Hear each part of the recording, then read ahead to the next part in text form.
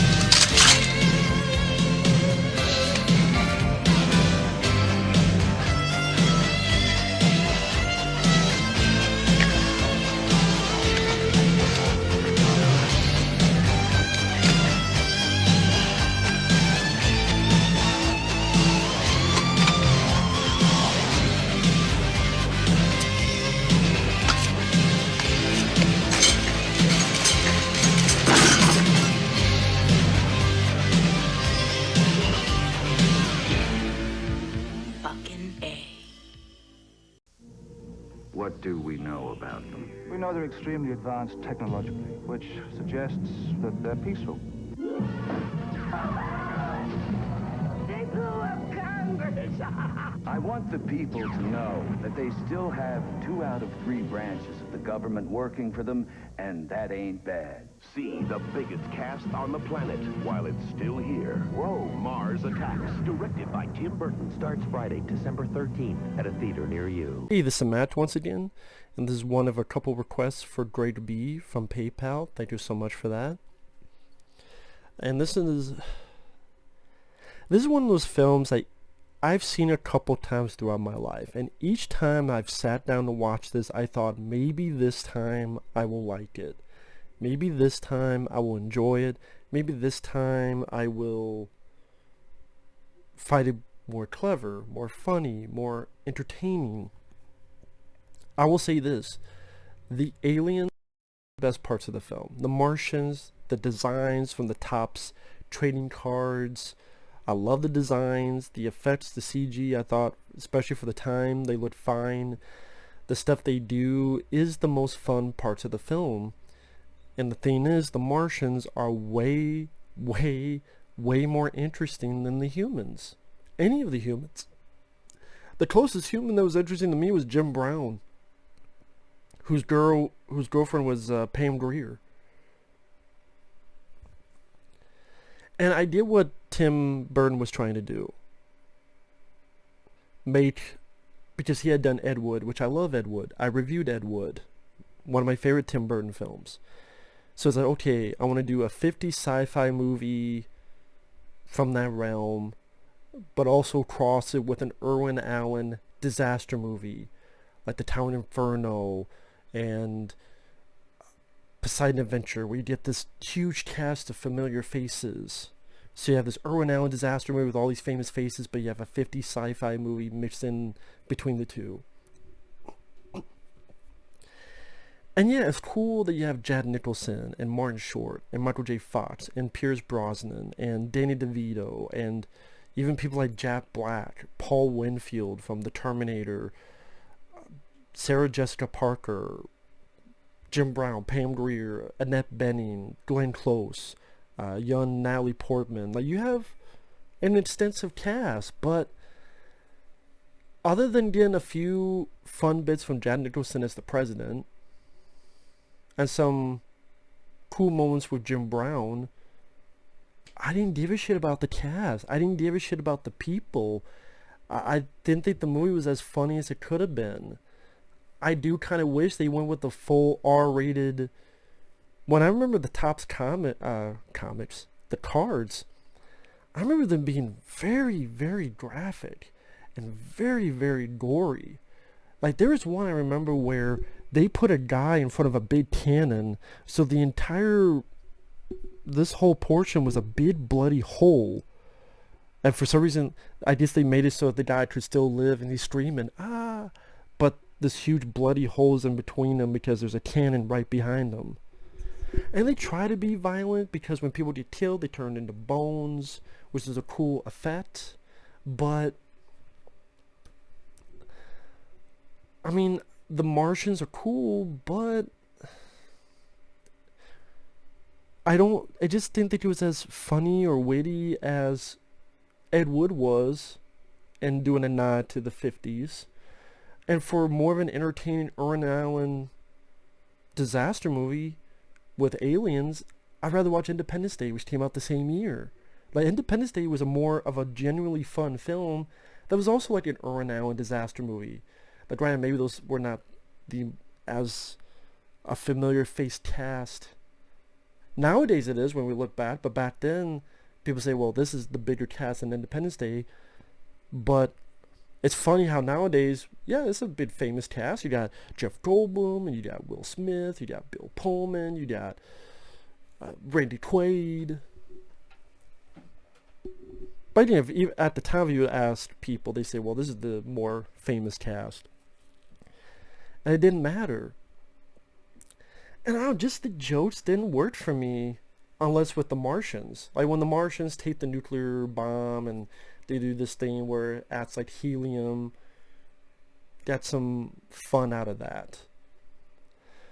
But it's like, okay, this famous person gets killed. This famous person gets killed. This famous person gets killed. Okay, I get that's surprising. Like Michael J. Fox. You think he's going to have a big role? He doesn't. I remember when the first time I saw it, when I saw these famous people getting killed, I was more disappointed and more disappointed as it went along the running time. This is when I saw it as a kid. Nowadays, I get they did that for more of a surprise factor, a shock factor, but it didn't elicit much of other reactions out of me. I mean, even the score, I thought the score for Ed Wood felt more of that fun 50s vibe for this. And like I said, Jack Nicholson, he got some fun out of me at being the president. Martin Short, he's a horny guy that loves hookers and he works with the president. Okay, Rod Steiger, a general who just goes kill, kill, kill. They try to do Dr. Strangelove, but the film, I'm sorry, is not as witty or clever or as entertaining as Dr. Strangelove, I'll tell you that. Jim Brown, it's weird, like he was the guy I kind of wanted to root for the most. Hell, I wish the movie starred him. Because he's this guy, he's a former fighter, his girlfriend's Pam Grier, tossed her on the phone. Jack Nicholson plays another character, this redneck cowboy guy who is adamant about this hotel. Annette Bening, she annoyed the piss out of me with me in this movie. Her annoying, you're destroying the earth, I'm a hippie, we gotta talk to the animals, we gotta work on the ozone layer. I like Annette Bening as an actress. Her character just annoyed the hell out of me. And that's the thing, a lot of the characters just annoy me. Danny DeVito, he's only there to say, I'm shooting craps here, and later on, act like a dick and go, you want this Rolex? And he gets killed. Lukas Haas, who becomes our hero, like the lamest hero in sci-fi film history. Like, I did not give a flying fuck about this character. I don't think it's Lukas Haas' fault. I think it's the script he was given. I've seen Lukas Haas be perfectly fine in other roles. Here, he works at a donut place. When the Martian does this, he's like, oh, he did the international sign of a donut. At the end, when he's talking his speech after he saved the world, he's like, well, you know, there are people out there who deserves more than me, but you know, I think, you know, instead of houses, maybe we could live in teepees. I'm like, how about you get some teepee for your fucking bunhole? Shut the fuck up, Lukas Haas. Not even the actor, the character, because I don't remember what the fuck the character's name was, and I don't care. He just annoyed me. I don't, just the whole thing of killing the aliens with the Slim Whitman, yodeling. Like, that's the humor it's going with. I just didn't find it that funny. I didn't find that entertaining. The Martians look cool. The old school hubcap looking spaceships. Jack Black, he plays Lucas Haas' brother. He's in the film for a couple minutes. He's one of the first that the aliens kill, because he surrenders and they kill him. Michael J. Fox, he's crawling to his girlfriend, played by Sarah Jessica Parker. We realize he's been killed. The humans, of course, are supposed to be stupid, so after this attack, they go, oh, it's a misunderstanding, and the humans buy it, so Jack Nicholson invites them to Congress, and then the Martian kills most of Congress. I mean, once in a while, Jack Nicholson got a chuckle out of me, like, we gotta tell the country still have 2 out of 3 government branches working for them, and that ain't bad.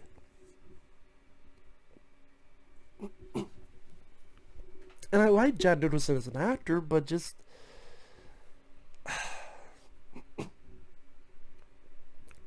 the truth is, most of the characters, you're not even really, it seems like you're not even supposed to really like most of the characters. Like, Jack Nicholson's president is just a dumbass idiot. Glenn Close is a bitchy mom who worries more about her furniture than her daughter. Michael J. Fox, he's a reporter who gets a bit pissy when his girlfriend gets more of the gigs than him. Pierce Brosnan, he's this know-it-all scientist who obviously don't know shit. Jordan Baker, he's an asshole dad with a asshole son played by Jack Black. Lucas Haas, we're supposed to like him, he just comes off as a fucking doofus. Martin Short, he's just a horny dumbass who then picks up this girl played by Lisa Marie, who's a model. She played Vampire in Ed Wood. And that's an interesting idea. I like the way they made it look like she glides across. So you know there's something up, and Martin Short's too stupid enough to figure out. And we finally realize it's a Martian with a disguise. That's a cool idea. That's what I mean. Anything with the Martians is cool. And if you enjoy it on that level, I can understand. Believe me, I can understand that. I like the look of the Martians. I like what the Martians do. You know, the Martians, they even look at Playboy, or they watch a couple having sex. Which, you know what? Part of me wishes this movie had... Imagine Killer Clowns from Outer Space with the budget of this. In a weird way, even though those were not good actors, but Killer Clowns from Outer Space, in a way, did what this film did more successfully. Well, that was a film that tried to be like an ode to 50 sci-fi films, but it went more forward with its violence, with its craziness. It didn't hold back. And yeah, while again, these are better actors than those felt more genuine in their characters, what they were trying to be, that you're at least supposed to kind of like them. And even though they were not the strongest, I liked them for who they were. You know, I didn't hate those characters. I don't know, like Killer Clowns from Outer Space, I don't know why that came to my mind. That seemed like the more successful version of this movie. At least to me. I know that doesn't make sense, but people go, what do you want? Whatever made Killer Clowns from Outer Space successful to me is what I wanted with this. I just didn't get that. And a lot of people like it as a cult film. I mean, as it goes on, it gets sillier and sillier, and I think more of the fun would have been to play it straight. Like, you have this crazy stuff, but to play it more straight. Instead, it's, oh, we got Tom Jones, and we have an ending where Tom Jones is singing with the fucking animals as if he's Cinderella. Jim Brown, cool, he's going to fight some. No, they all tackle him and beat the fuck out of him.